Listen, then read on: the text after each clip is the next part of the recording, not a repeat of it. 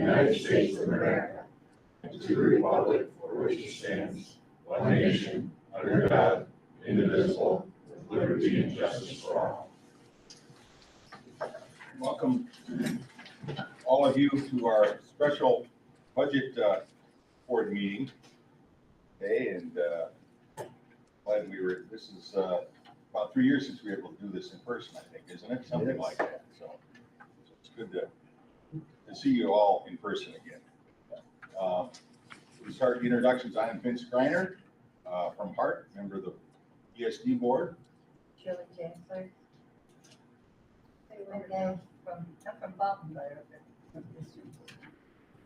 Helen Currens from Baldwin. Mark Ford, Mason County Central. Arlene Olsa from Hart. Jim Whitmer, Mason County Central. I'll go to keep it going. Jason Jeffrey, Superintendent. Tracy Wilgie, Executive Assistant. Carrie Harry, Assistant Superintendent, Business Services. Amy Tranko, Assistant Superintendent of Instructional Services.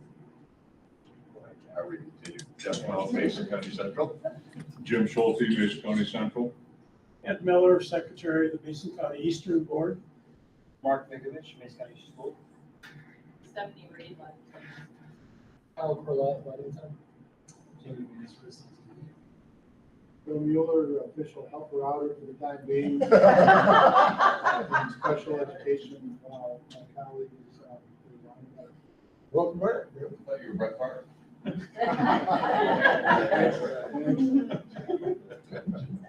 Savage, interim HR director.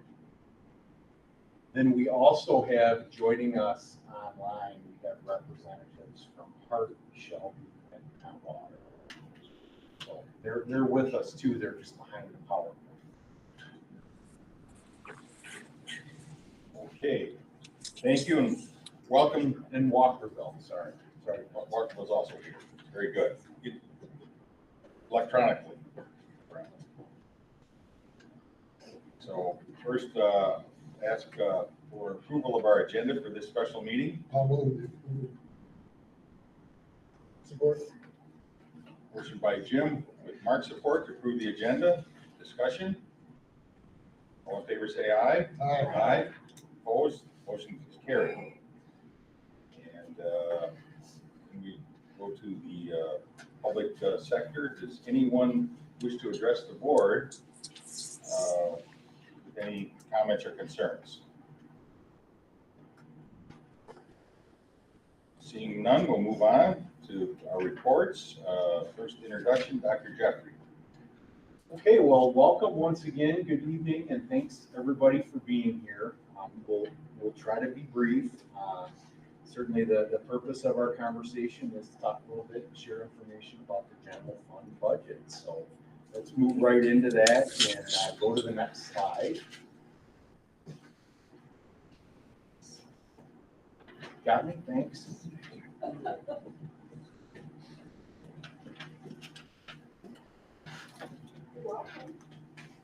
And this is the background information just to review, and I'm sure everybody has a pretty good idea of why they're here this evening. But just to review, and as you know, the Michigan Revised School Code requires that intermediate school districts such as West Shore ESD prepare a general fund operating budget by the 1st of April. And we're required to review it with each of our constituent school districts by the 1st of May. So we're doing a good job in terms of meeting that timeline. And then the statute also requires constituent school districts to adopt a resolution to either approve or disapprove this budget by the 1st of June. So we've got a couple months for you to actually act on. The general fund budget is sourced primarily from local property taxes, but there are also state and federal grants and a little bit of state aid that's part of that budget. For our purposes at West Shore ESD, the general fund budget primarily supports the work of our instructional services department. We're going to talk a little bit about that in just a couple minutes. What we're going to cover during this brief presentation is we will touch on our strategic plan. It's something that we refer to as simply the 6-point plan. We'll talk a little bit about accomplishments for 21-22 that have occurred in the instructional services department, and really those accomplishments are in partnership with your school districts. We'll also look ahead at plans that that team has with your districts for 22-23. Then we'll actually get into the budget and dig into the numbers a little bit. And finally, if there are any questions, and usually there are one or two of those, we'll answer questions, and then that will be our time. So we can go on to the next slide. This is a snapshot of our strategic plan. Again, we refer to that as the 6-point plan. This plan was developed really in consultation with all of our local school districts based on the results of a needs assessment that we conducted back in 2018, and it's hard to believe that we're pushing 4 years on that needs assessment, but we are. As I mentioned previously, the general fund budget is the primary source of the instructional services department. And when we talk about the work of the instructional services department, that really fits under goal 3 of the strategic plan, and you can see that kind of in the bottom right-hand side. That's collaboration focused on teaching.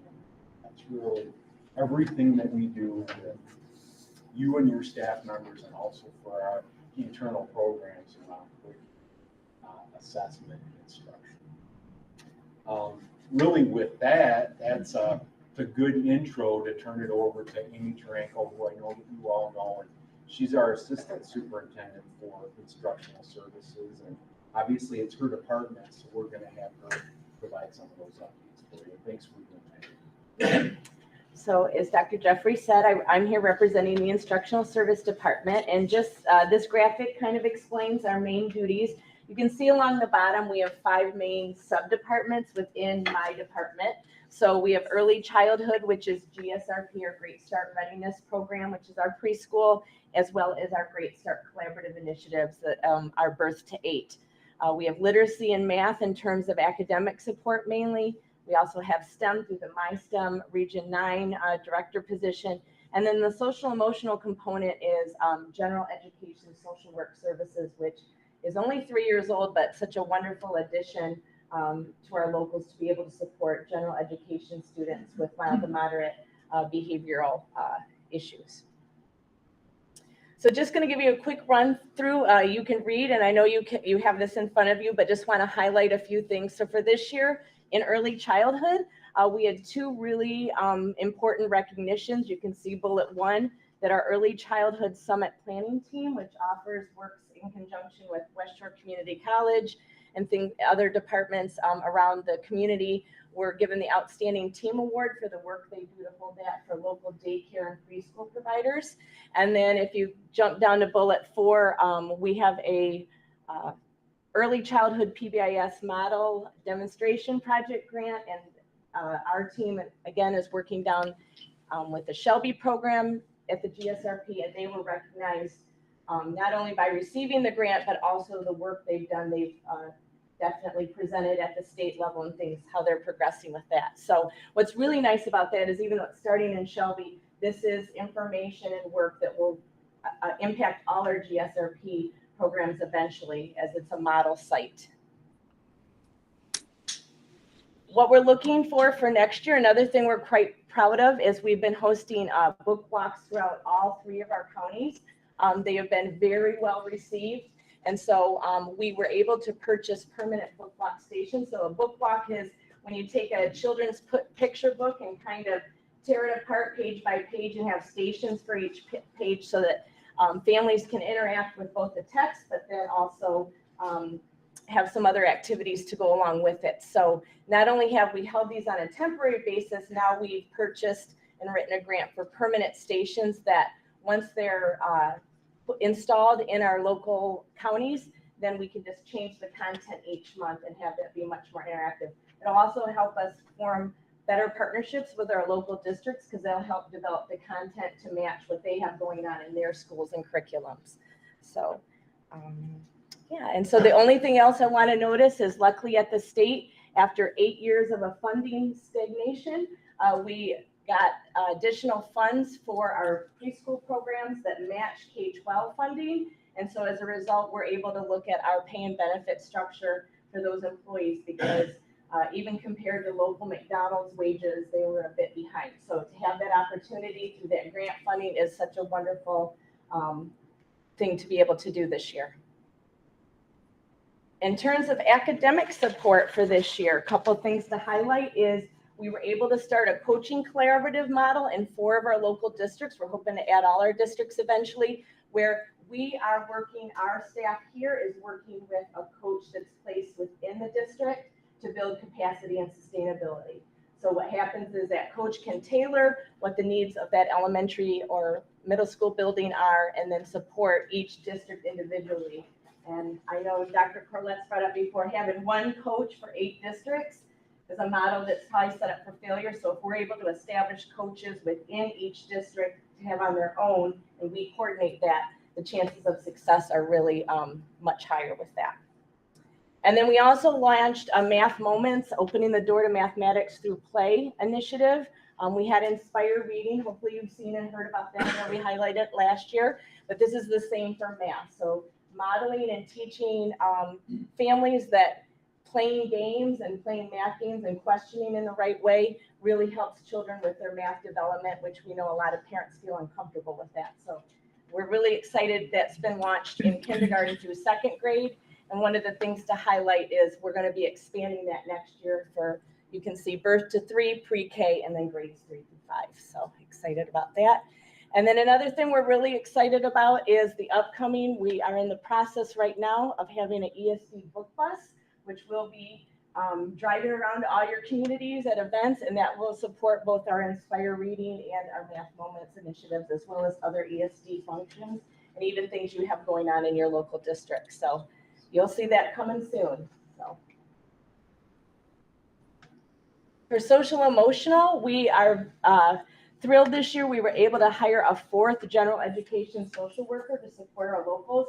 And thinking back that 3 years ago, we had hired 1. That's really nice. The state has recognized that with funding. And rumor right now is that there will be more funding for that. And we'll be able to expand those services to support our locals. Along with that, you can see down below that we've provided services to over 160 students, again, that don't have a special education IEP, but need support in that social emotional realm. So that's pretty exciting for us. So we're located in all 9 of our districts.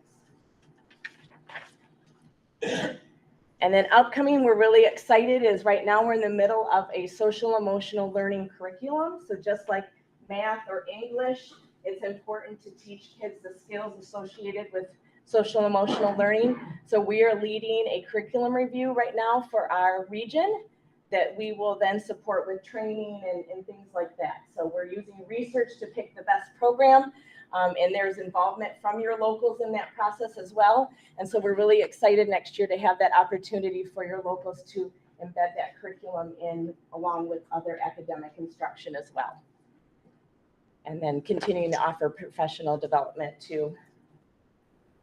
And then just lastly, wanted to end with, it's important for us to get feedback, and perception data is data, but we've asked our local administrators to comment on how the instructional service department has made a difference. So you can see there we had a few people weigh in, and I again want to especially recognize that addition of that general education social work has just been a game changer.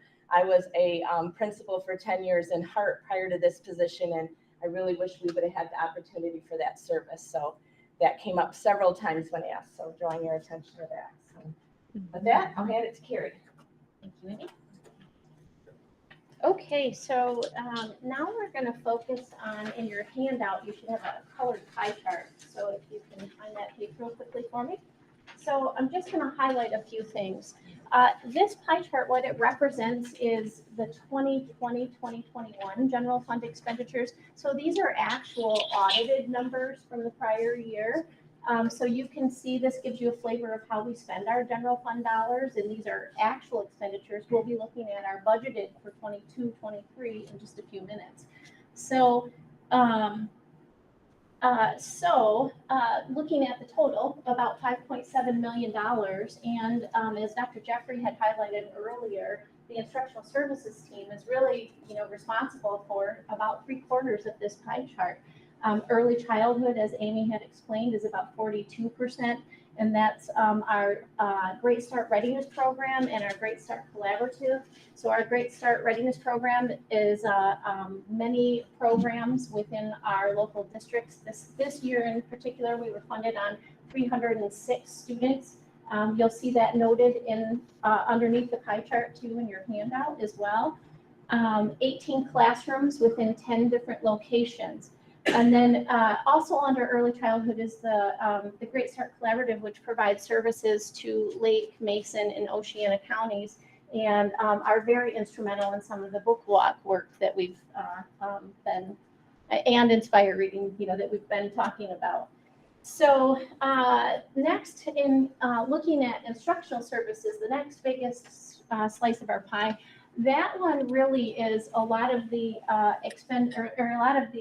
instructional services that can't be broken out into early childhood and behavioral health. So Amy mentioned several of those. Our focus in this past year, the 2021 and even the current year, has been heavily weighted on literacy and math. So, Amy mentioned the math moments, some of the early literacy work that we're doing, and also some of the Inspire Reading work as well.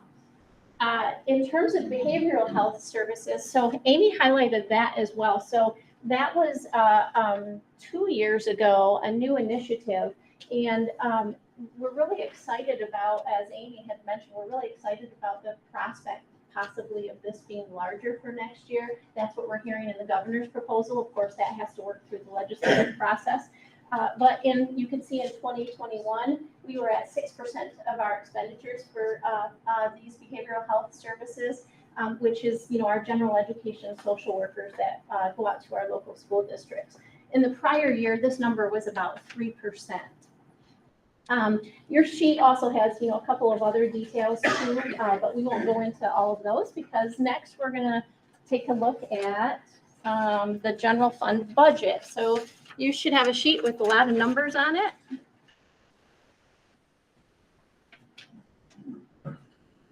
And so, so that sheet looks like this. The very first column, this is the actual numbers that relate to the pie chart that you already saw. So we're not going to go into a lot of detail there, but you can see that it's about $5.7 million, same as the expenditures. Dr. Jeffrey also mentioned early on in the presentation, where our funding sources come from. So you can see that in that particular year, $4.6 million, or approximately 80% of our general fund expenditures, come from state and federal sources. And the middle column is our current amendment. So that's just to give you a flavor of where we're at for this current year. And the focus for this discussion tonight is going to be on the far right column, which is fiscal year 22-23. So just a couple of things to note. Same as in these two previous years, heavily funded by federal and state resources.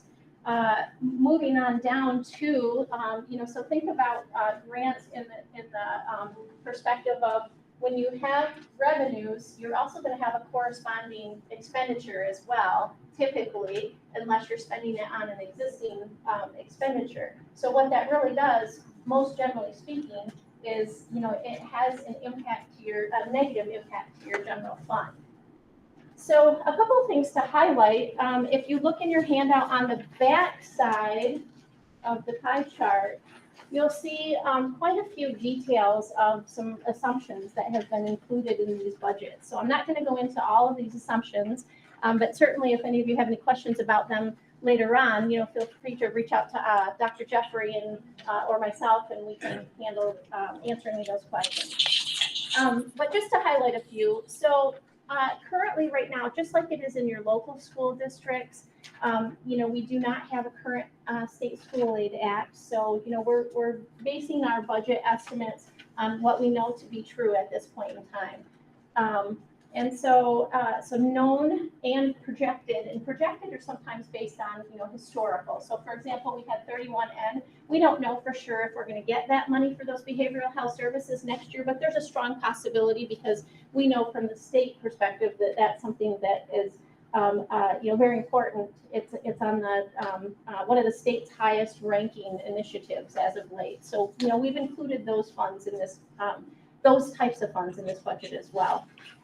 So, one thing that's been unique to our general fund, and I'd say probably the general fund of some of our local school districts as well over the last couple of years, is, the pandemic has changed the way that we do things.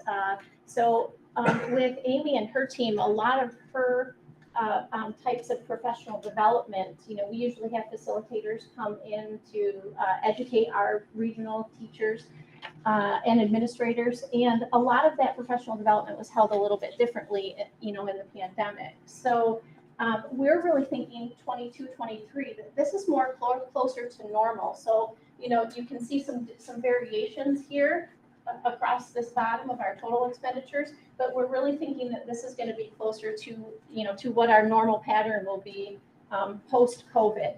So a couple things to note. Included in this budget, we had to defer a significant expenditure for professional development. Amy has it in her highlights as well. It's the Kagan Regional Professional Development. So it's, teacher engagement, some kind of health provider engagement as well as part of Kagan. So we've deferred that, and that's included in fiscal year 23 budget. That's about $128,000.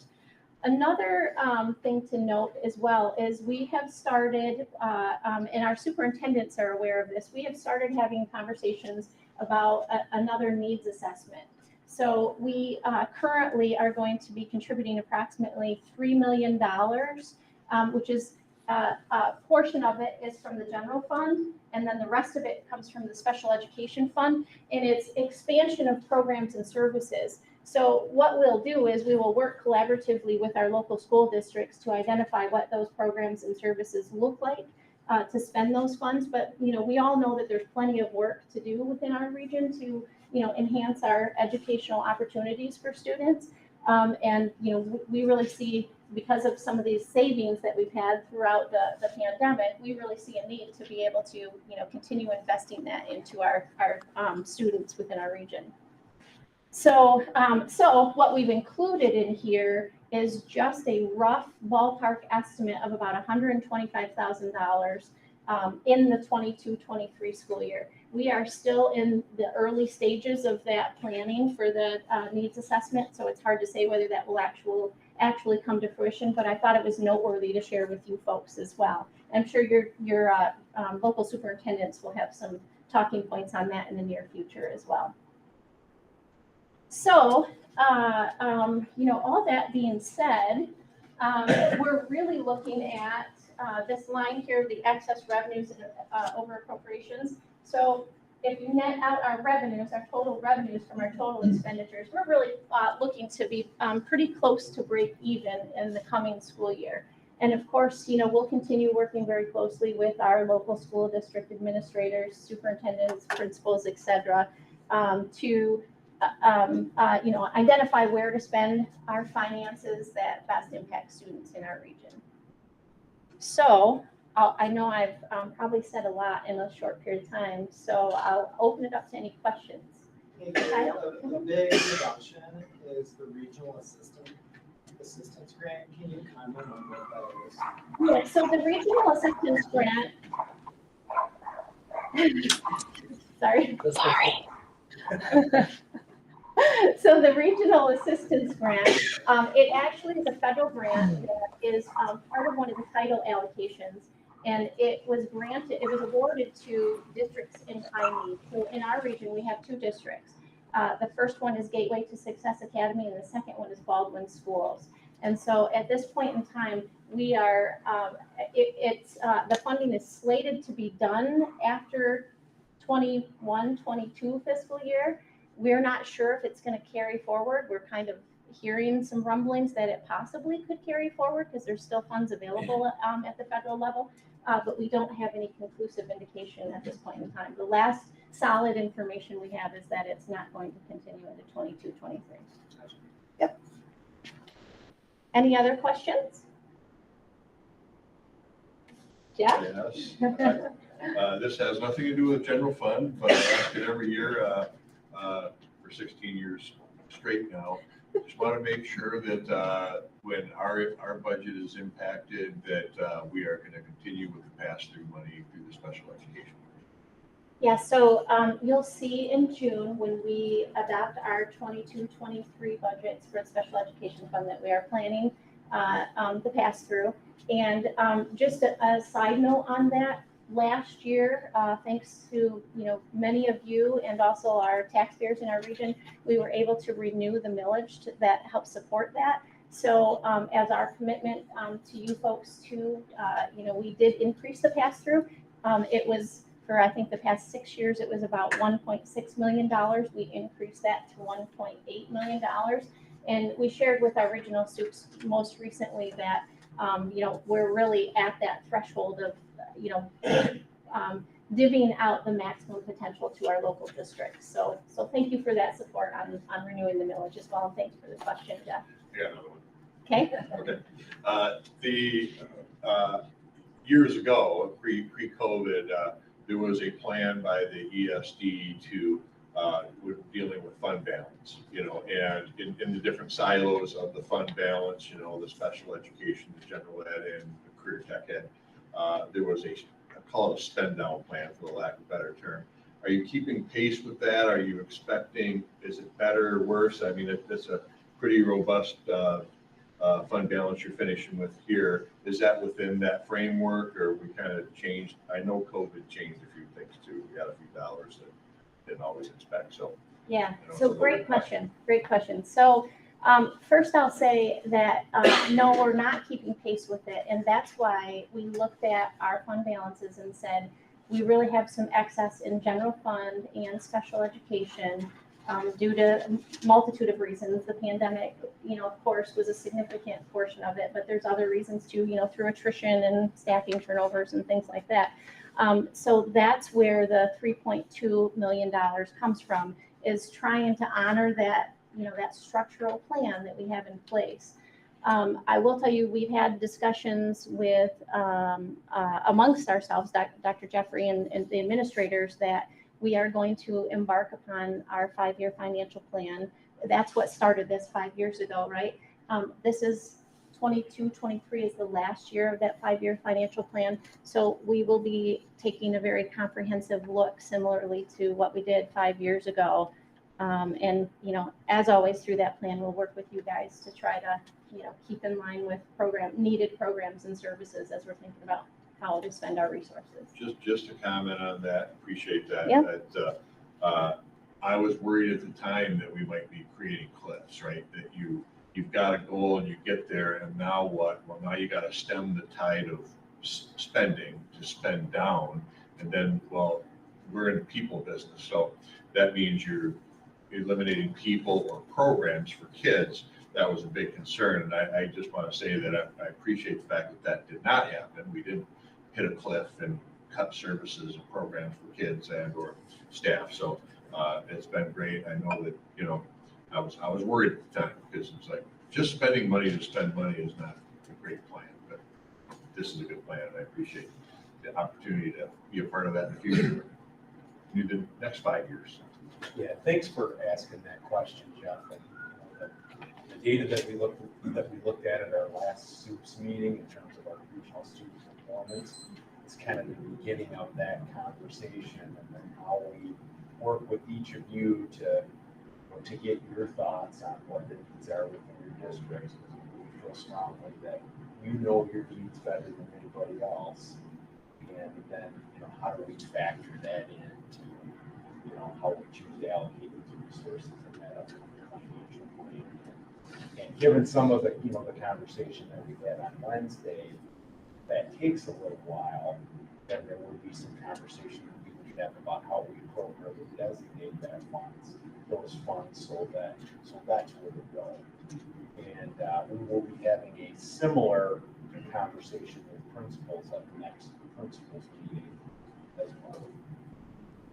So Jeff, the adjective that you used was robust. Right? Yeah. I think that's an apt description. That's $16 million combined for locally on those three funds. That's not our money. That's the taxpayers. Our responsibility is to figure out its highest and best use. So I'm looking forward to those conversations. Absolutely. And Dr. Forner politely reminds me every audit, right?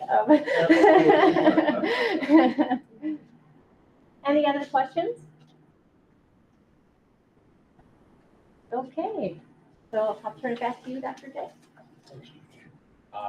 Really, the only thing left to say is thank you for attending. We know that it's a busy time of year and we appreciate you coming and sitting through the meeting and participating. And if any questions come up at any time, feel free to either work with your superintendent or reach out to Terry or myself.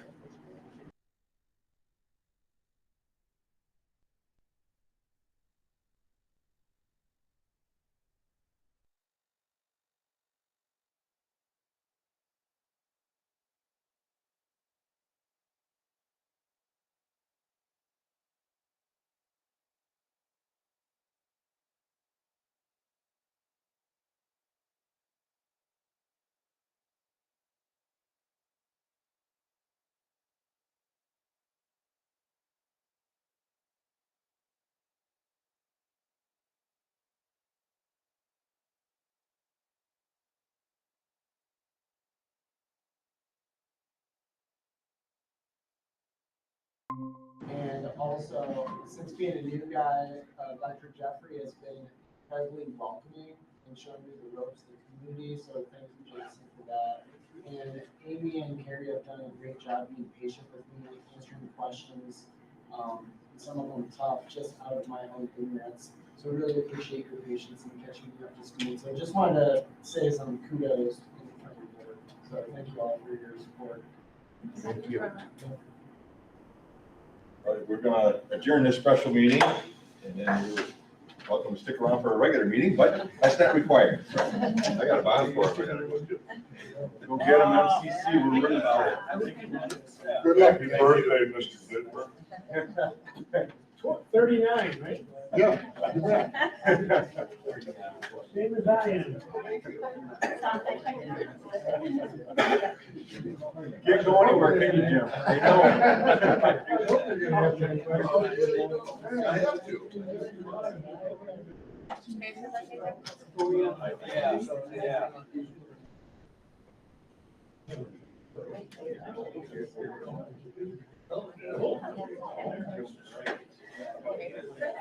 We look at it as The hotel California, it's like the hotel.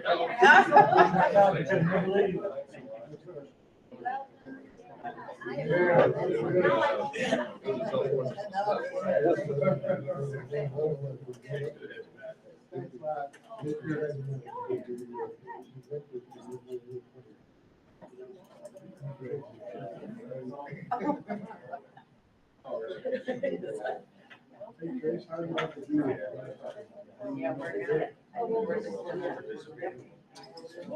Dog.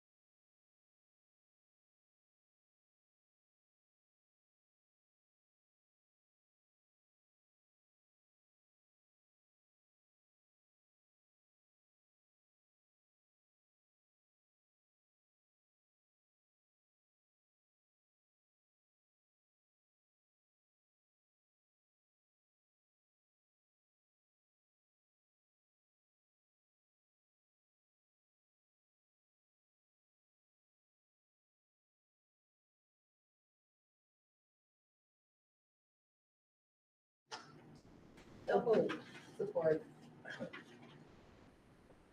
Motion by Ellen with Shirley support to approve the agenda. Discussion? All in favor, say aye. Aye, opposed, motion carries. And then we have our consent agenda. Which includes, let's get the motion first, we'll discuss. So moved.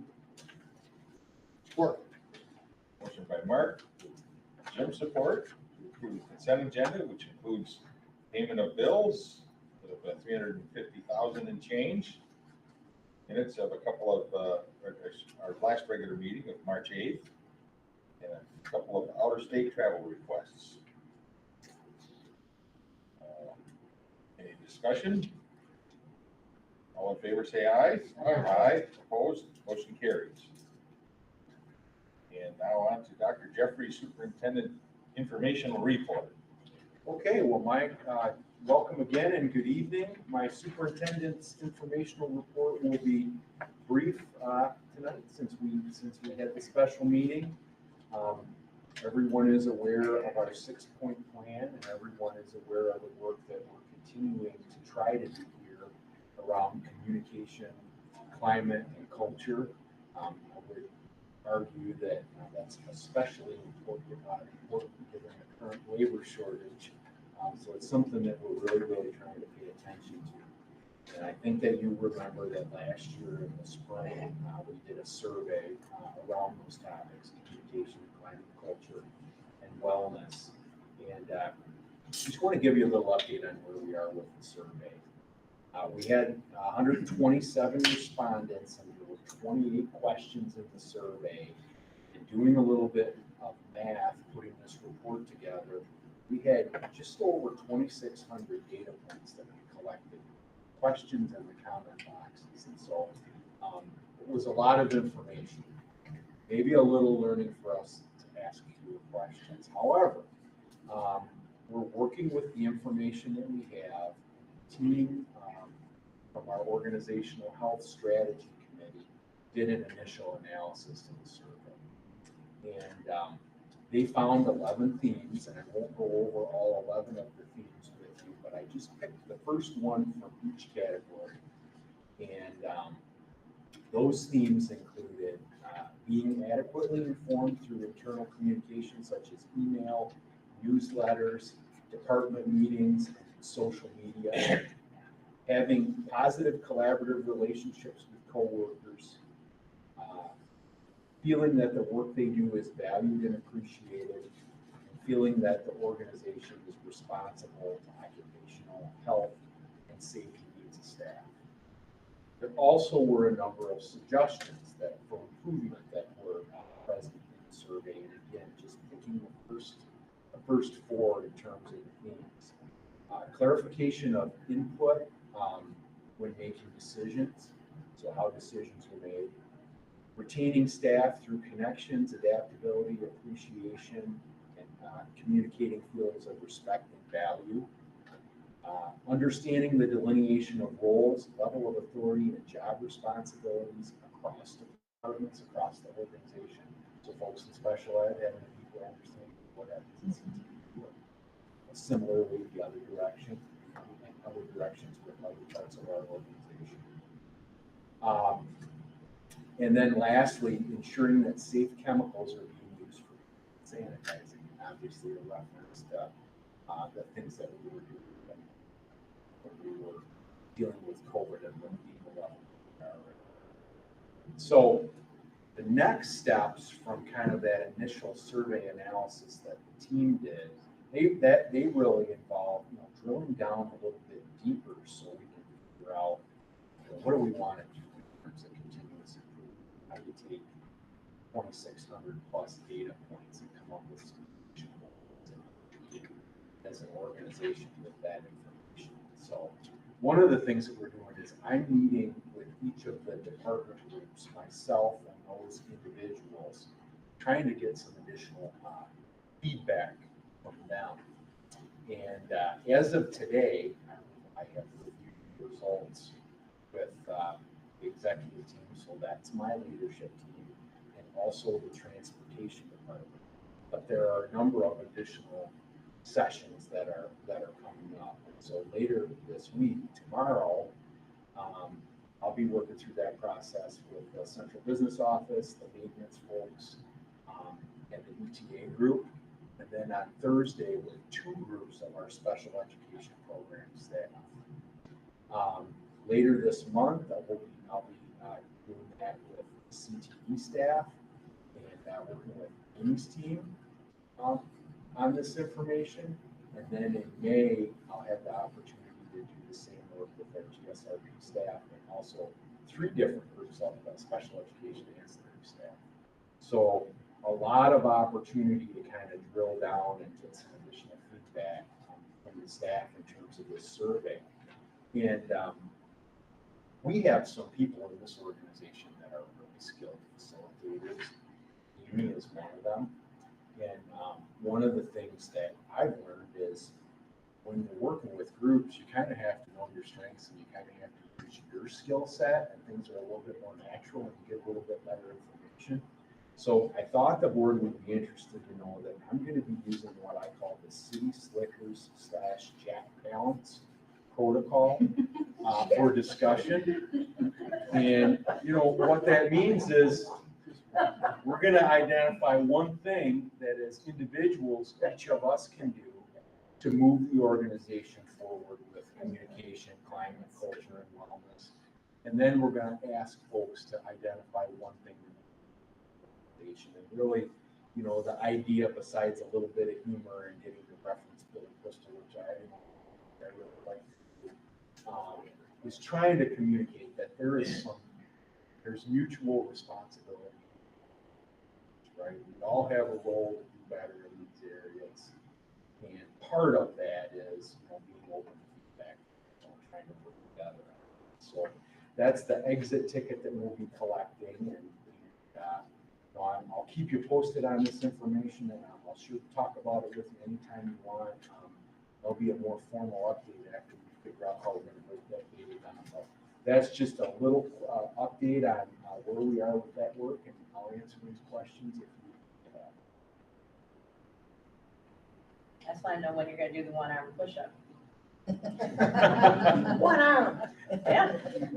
Got to figure out how we're going to work that in. Yeah. Somebody video it. Yeah. That's a great video of him doing that. Thanks for planting that seed with everybody. Now we're in trouble. Tomorrow. Don't hurt yourself.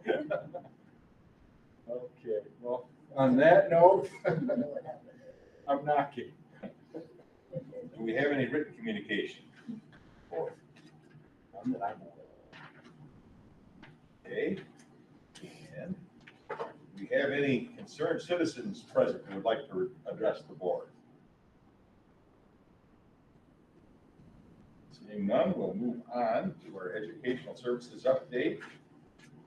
Mrs. Taranko. Yep, you haven't heard enough from me tonight, but anyway, starting on page 8, March was a very busy month in terms of professional learning, so you can kind of see a summary of all the things that took place during that month. Then on page 9, just toward the bottom there, I'd like to draw your attention to the chart. So midway through the year, just like K-12 students, we assess our GSRP students and with an assessment called TS Gold. And so just drawing your attention quickly over to the 4th column there, it indicates our growth this year, and everywhere there's an asterisk means that we're ahead of where our growth was last year. So you can see in all areas except for one, being math, that we have exceeded growth for our preschool students compared to last year. So we'll have an update, I believe in June with the end of year data, but again, just can't say enough to our GSRP teaching staff. And then also the work they've done with that, the implementation of our C4L curriculum has just made a world of difference in terms of this data. So very pleased with that. So then on page 10, just updates about all our initiatives going on. But first of all, we supported the Baldwin Family Literacy Night with a book walk inside because I think it was snowing that night. Scaredy Squirrel Goes Camping, and you can see just all the cool activities and how we collaborated again with the Baldwin staff to make that happen. And we had 115 children participate, which you think of the size of Baldwin, right? Oh my That's gosh, yes. Very impressive. Oh So, my goodness. yep, just rave reviews for that. And then underneath the pictures there, you can see, like I mentioned before, our ESD book bus is in full swing, and very excited to have that on the road by June, we're hoping. And then lastly, both Math Moments, Inspire Reading, and our Book Walk Project initiatives were all featured in March in the Mason County Press. So nice.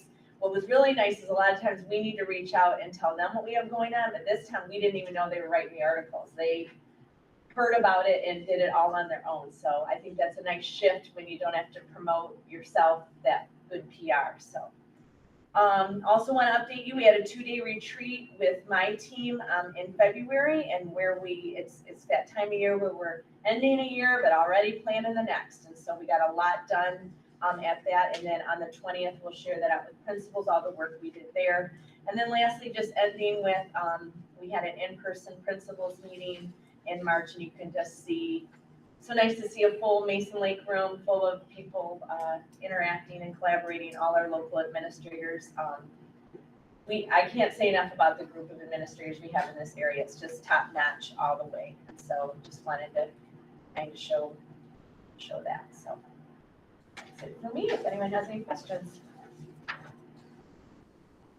Thank you, Amy. Yep.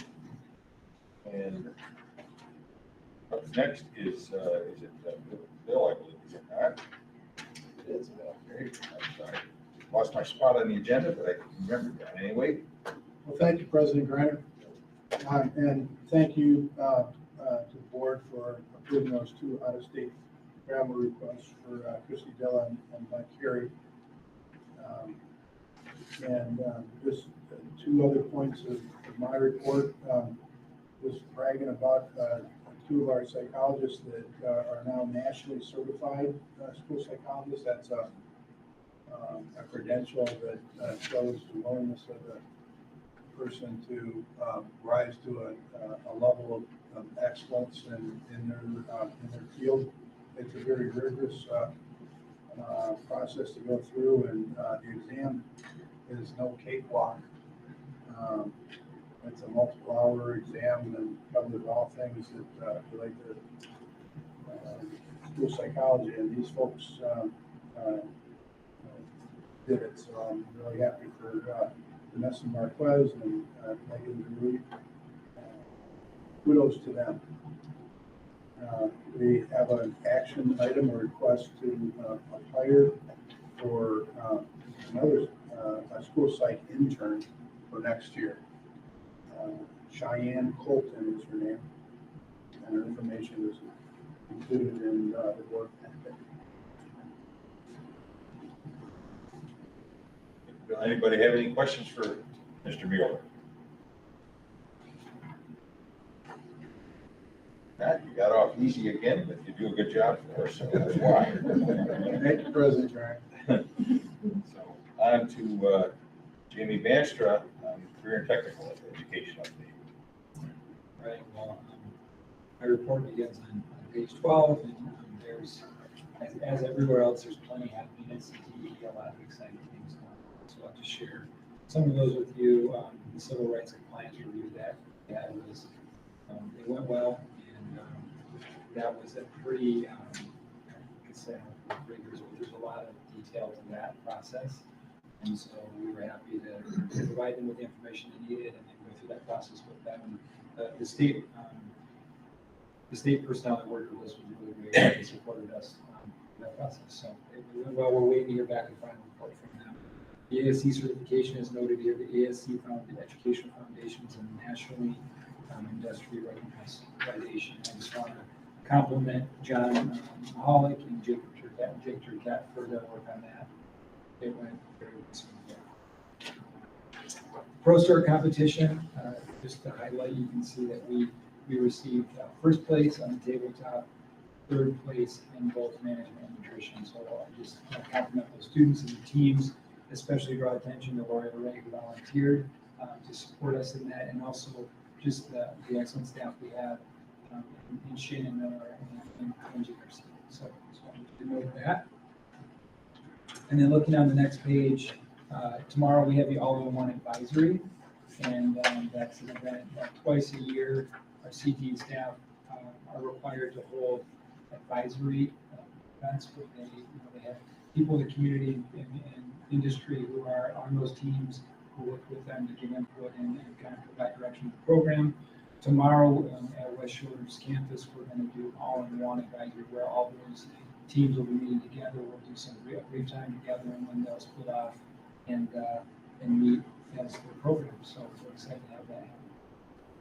And then the last thing I want to highlight is ASM Tech. Again, that program continues to grow and be successful. Just so you guys know, I think when people at West Shore look at college students on campus, they really highlight, one of the highlights are some of those ASM Tech students. And they came in and shared with you at a previous board meeting, but we're proud of that program. And so the graduation for ASM Tech is on Friday, May 13th, 2023. You guys are more than welcome to come, not pressure to be there, just so you know about that event and that it's occurring on West Shore campus. And then the final thing on page 15, just to ask for your approval for those name badges. It's a fairly simple request, but just so we have 3 things, and one of those is Bell Graphics, and so I need your approval. It's not t-shirts. No t-shirts. No t-shirts. There you go. Yes. Jamie, do you know the date of the day of May that you'll be having those third graders? The CTE and me, I do not. We don't have a date. I will get that for you, sure. Thank you. Jamie, we're graduating 25, and I'm just curious how that compares. Do we have a dip because of COVID? Where are we at on our numbers? We had three classes, right? I just wonder what the numbers are, and what we're looking at to recruit for the fall. So the pressing for my data analysis here. So I'm just joking. So we being new, I don't have all those numbers at my fingertips. I can give you some estimates. So as far as the enrollment for the fall, we're at 28 students. That's what we're looking at, fill 28 slots in the Yes, fall. I'm sorry, which is on par with, we're talking to Paula, that's on par with where we've been before. I think between 25 and 30 is considered a strong enrollment. If we're over 30, that's very, very strong. So that's where we're at for the fall. But then also, your question, Vince, was also about kind of previous graduating classes. Is that right? Or our current, Yeah, our and I current classes? apologize, you may not be aware of that. I should be more so than you. No, I was joking with you. So, but I just want to give you some numbers, but they're not, they're not 100%. But all those classes, to my knowledge, have been in that window. So I think the last 3 years we've had classes that have been between 25 and. Just trying to visualize the last time we had graduation, and Jim and I attended that sounds about right. And I can tell you from a billing perspective, the MCC is a conduit really for us with the financial side. Our billing for this year is exactly, or within a 2 FTE of what it was the prior year. And I would be more than glad. That's what I can do too. Is, It's not that extensive. Okay. I just wanted some idea because I wasn't that certain. Yeah, and I can, but we have actually a document we created for schools with that information. So what I can do is just share that out with the board so you have that. Any other questions? You send it to me, I'll Sounds perfect. Any other questions? No, I'm just happy that 6 of them are going to the U of M. Yeah. We get varying reviews on that. It depends who you ask. I had someone else the other day say, that they would prefer maybe they put another school. I'm sure. One that's green and white, maybe. Right.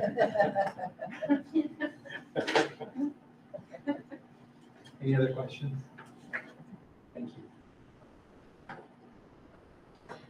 Okay, thank you, Jamie. And we have a motion. Make a purchase. I better make that motion. Yeah, you better. Any discussion, Mr. Forner, or just, you're good? None needed. Okay. Very careful. All in favor, say aye to spend $157.50. Aye. Opposed, motion carries.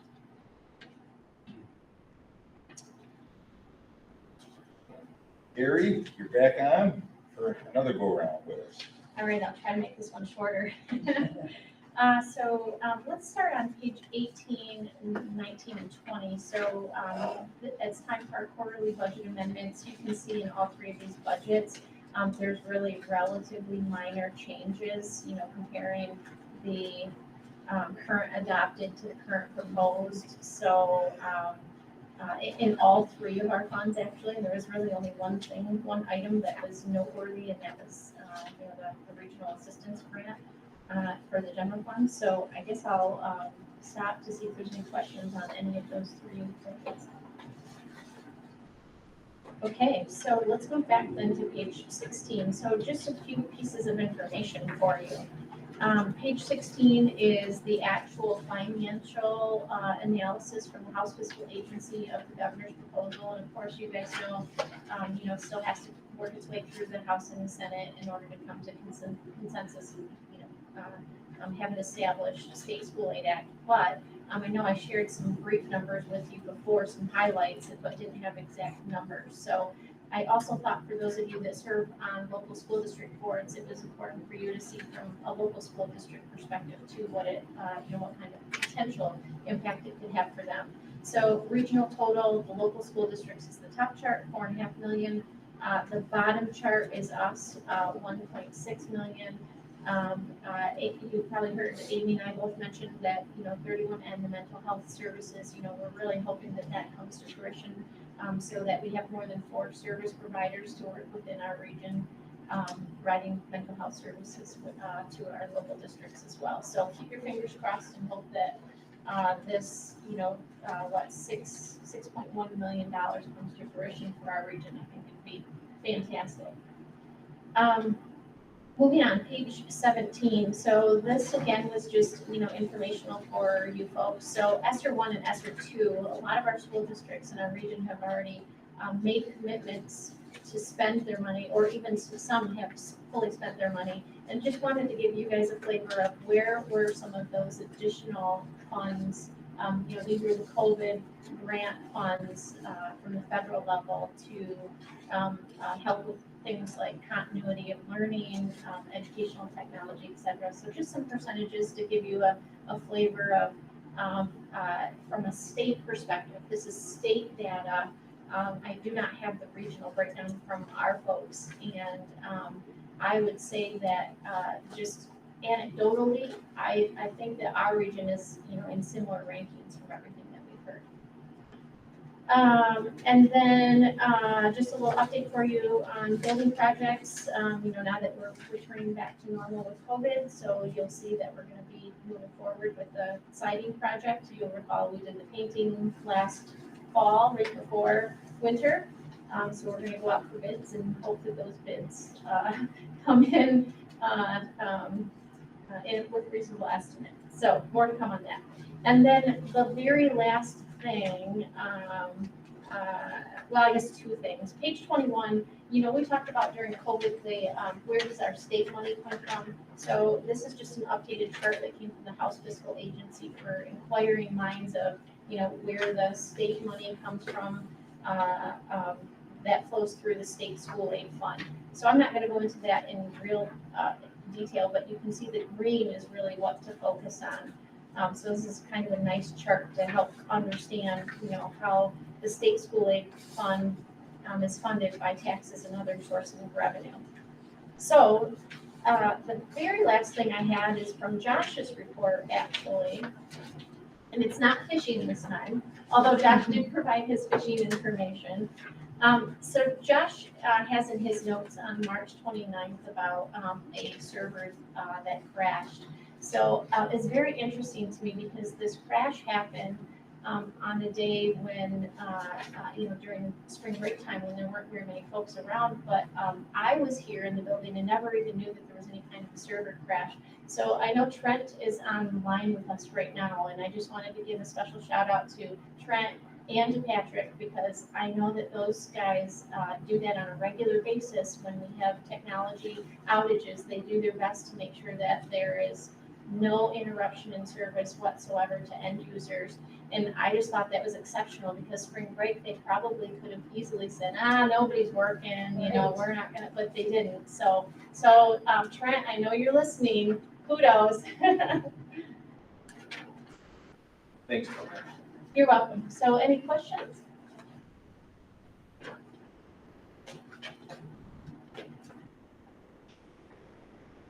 Thank you, Carrie.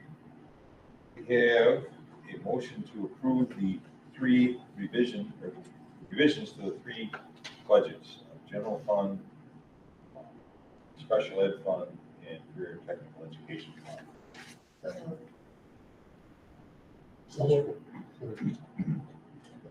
Motion by Shirley, Mark or Irma.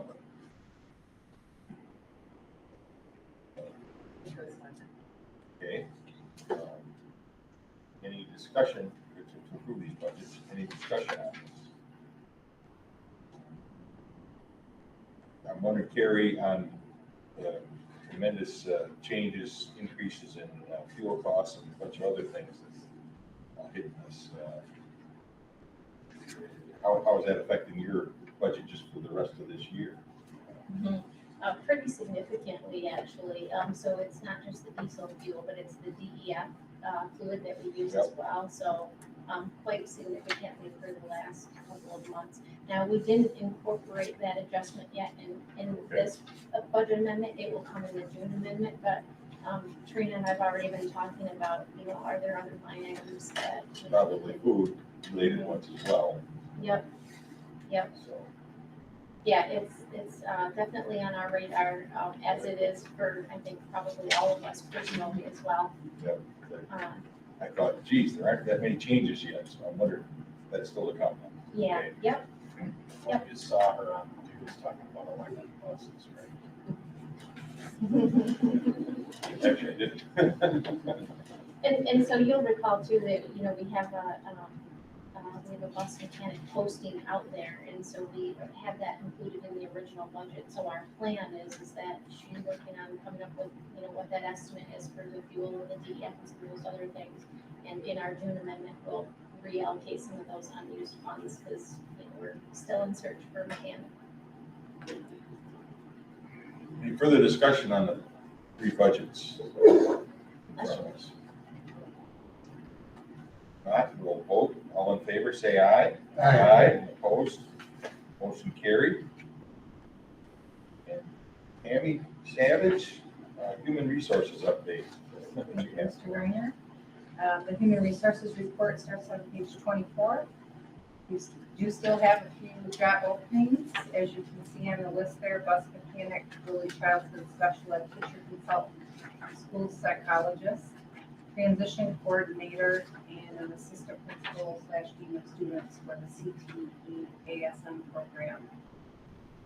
We have a new hire recommendation, as Mr. Mueller told you about in his report. And then an employment contract for Sheila Hart.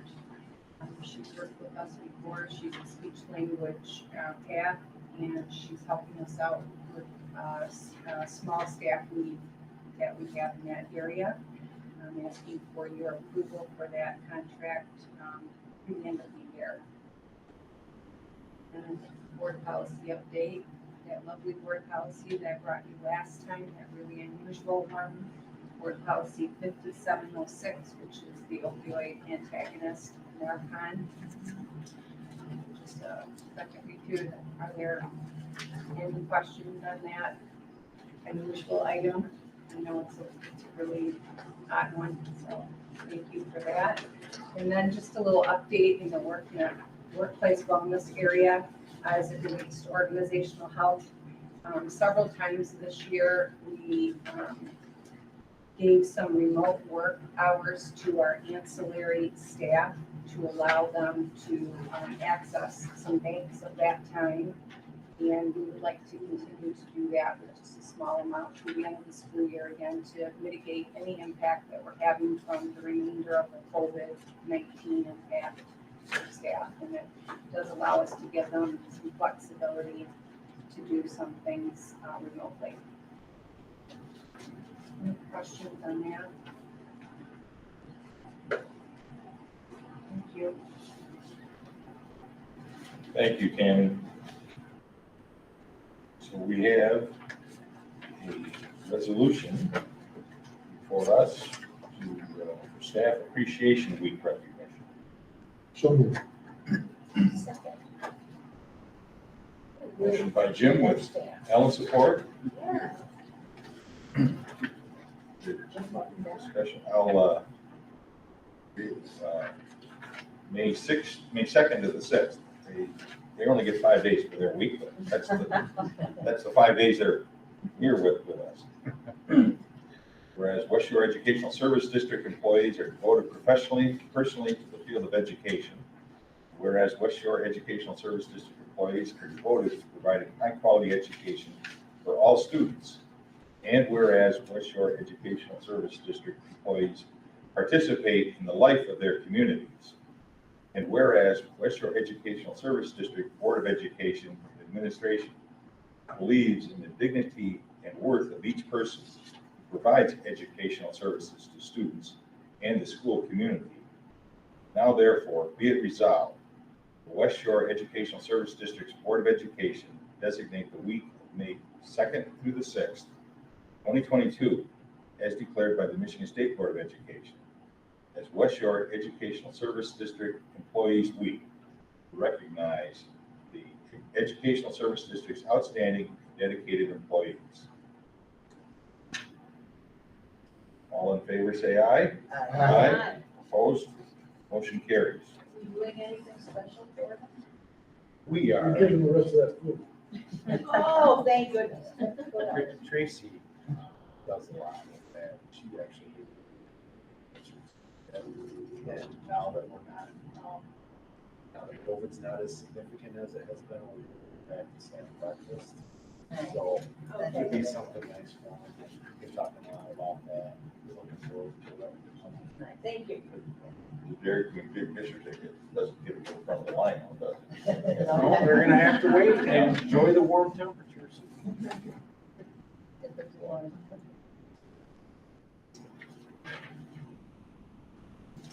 Now, we need to take action to release our general fund budget to the locals that we presented to them at our earlier special meeting this afternoon.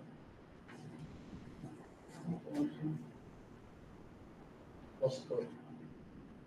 Motion by Shirley, with Mark support, to release the budget.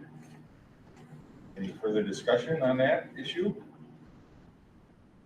Not, we'll vote. All in favor, say aye. Aye. Opposed, motion carries. Now we have some hirings to do. We would certainly appreciate your approval to hire Cheyenne Fulton as a school psychologist. For a couple of Moved. Motion by Ellen, Mark support, to hire Cheyenne Colton. Discussion? Not, we'll vote. All in favor, say aye. Aye. Opposed? Motion carried. Next on the list, we'd really like to bring Sheila back to assist with speech. So let us do that.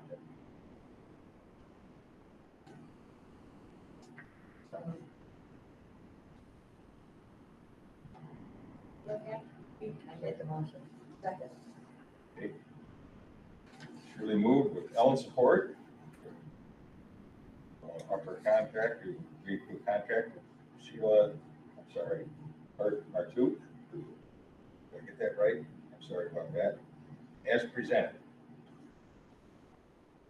Any further discussion? All in favor, say aye. Aye. Opposed? Motion carries.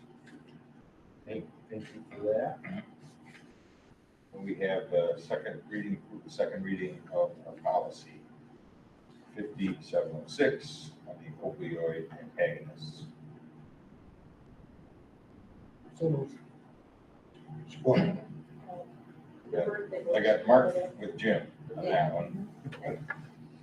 So any further discussion? All in favor, say aye. Aye, opposed?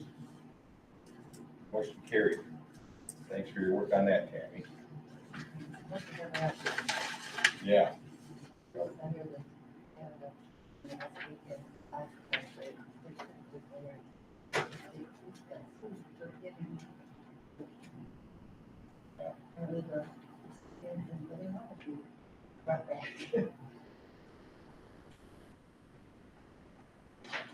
And no further business on the agenda. I'll entertain a motion to adjourn. So moved. Second. Motion by Mark, with L support, to get out of here. All in favor, say aye. Aye. Opposed, same, motion carried. Thank you, folks. Happy Easter. Yep, thanks, everybody. We'll see you.